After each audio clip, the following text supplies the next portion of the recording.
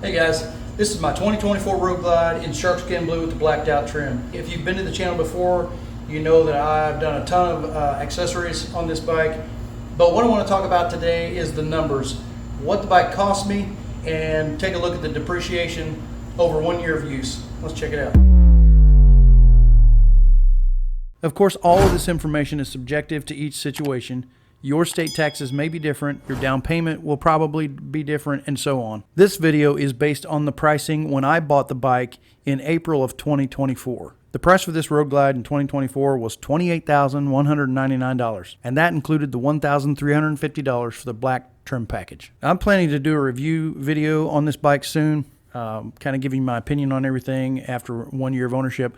But just a quick note, that $1,350 for the blacked out trim package to me wasn't complete because it's not completely blacked out. There are still some parts that haven't been coated, like the seat strap brackets. And I did a video where I took those off, and also I believe the shift linkage, I haven't changed that yet. I don't know if that I will.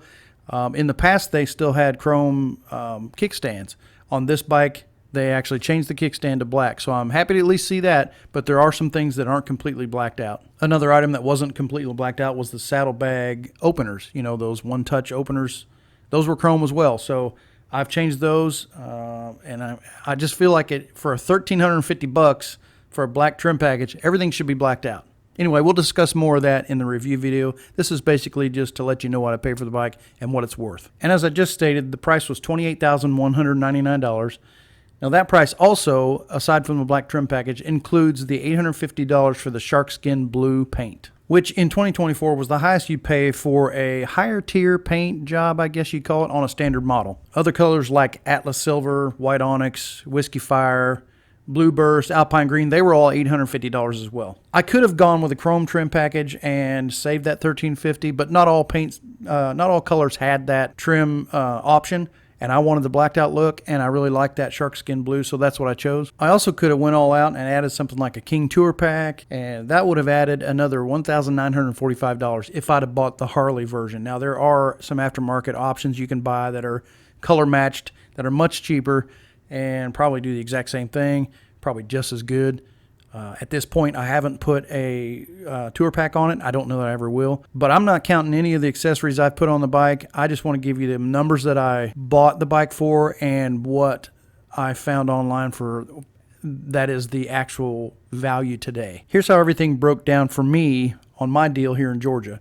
And prices, again, will vary by state and dealership, of course. So the first thing was taxes. I paid $1,021.51 in taxes. And of course, like I said, your state will be different what you pay for taxes. After that, we need to add in the extended warranty that I paid $1,709 for. And yeah, I know, I bought one. I never do this because I know most extended warranties are just a profit for the dealership. But you know, it was my first brand new Harley-Davidson. I guess I just got a little nervous about reliability. But honestly, the bike has been really great. I mean, I've had a couple of small things that I needed to get fixed under warranty. Other than that, it's been fantastic, and I haven't really needed to use it. So I probably could have saved that $1,709. I hate to even say that, but yeah, I could have saved that and just not bought the warranty. Next up is freight and prep, and that's the fees that they pass on to us for getting the bike shipped to the dealership and getting it ready to put it out on the showroom floor, I guess. I don't know. I don't really agree with all those charges, but you know, what can you do?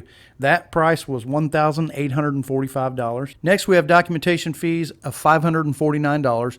I know that covers things like doing the power of attorney so they can change over the titles and things from the trade-in to the dealership and the dealership to the buyer, you know, for the new bike. I'm not sure what all that covers, but it was $549. Next, we have title, license, and registration for $88. And I assume that's just them getting the registrations from your trade-in switched over to the dealership, and vice versa, getting the registration for the new bike from the dealership to you. Now, I also traded in my 2020 Street Glide Special, and after that loan was paid off, I had $6,422.05 in equity that went toward the new bike. So basically, like a cash down payment for $6,422.05.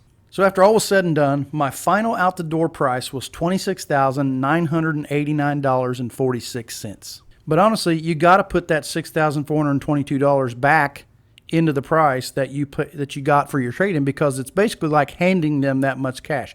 So I went in there, just say I didn't have a trade-in, I went in and handed them $6,422 in cash, and then I bought the bike. So that money's got to go back on top of the price. So we got $26,989.46 plus what I paid for a down payment, $64,2205. So really, the actual full cost of the bike was $33,411.51 after all taxes, fees, extended warranty, and such were figured. So that shows the total fees I paid for this transaction were $5,212.51 that were added to the price. Of course, as I mentioned, it would have been lower without the extended warranty. Now for the fun part, the depreciation of the bike. And like I said, I've only owned this bike for 1 year. I bought it in April of 2024, so just a little over a year and a couple months. And this, I'm getting my numbers from Kelley Blue Book's online site, and it's just based on what they valued this bike at.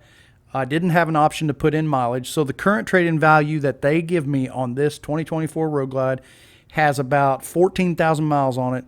They tell me it's worth $20,000 after just 1 year. Now, we all understand that dealerships aren't going to give us what KBB says they should. They're going to try to undercut even more so they can make more money off that trade-in when they sell it to someone else. But we'll just roll with it for now. So here's how the math works out for $20,000 trade-in value today after a year and 2 months. $33,411.51 is what I paid. Subtract the $20,000 that KBB says it's worth today. That tells me the bike has lost $13,411.51 in value in 1 year and 2 months. And I'm not saying that things don't depreciate. I know that vehicles especially depreciate when you drive them off the lot.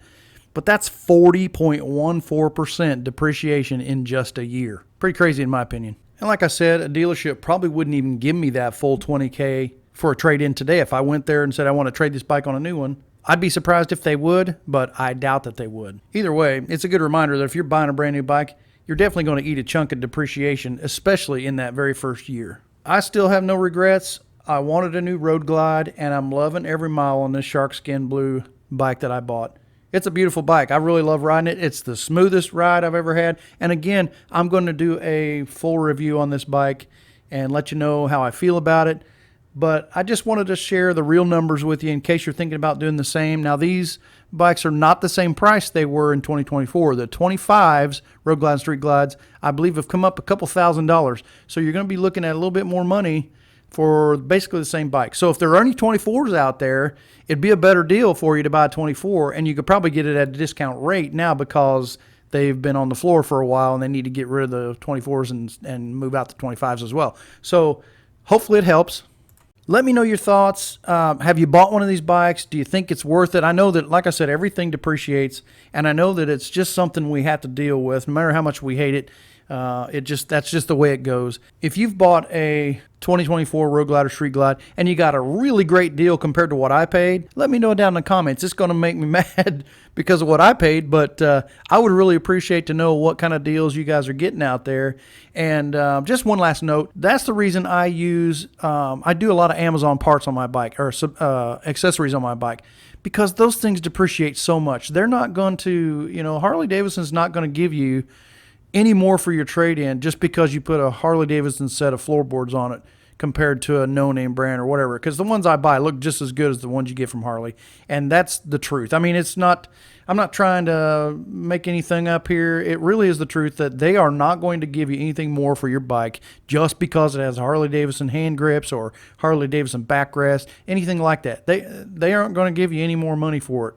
Hey, thanks for stopping by and checking out the video. If you're new here, please consider subscribing to the channel. It helps us out tremendously. And if you've been here before and you're currently subscribed, thank you guys so much. It really means a lot to us, and we appreciate all of you for the support. Please leave us a comment below if you have a second, and y'all stay safe, and we'll see you on the next one.